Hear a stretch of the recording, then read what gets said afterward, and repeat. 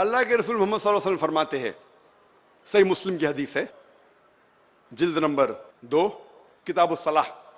Chapter number 314، حدیث number 1932، 1933 اور 1934۔ یہ تینوں حدیث میں لکھا ہے، اللہ تعالیٰ کے رسول محمد صلی اللہ علیہ وسلم فرماتے ہیں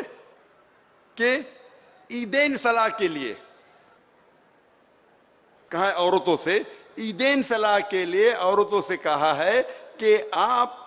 جو غیر شادی شدہ عورتیں ہیں ان کو بھی لے کے جاؤ، اور وہ عورتیں جو حیض میں ہیں ان کو بھی صلاح کے لیے لے کے جاؤ، اور جو حیض میں ہیں وہ صلاح نہ پڑے لیکن عیدگاہ کے وہاں جائے۔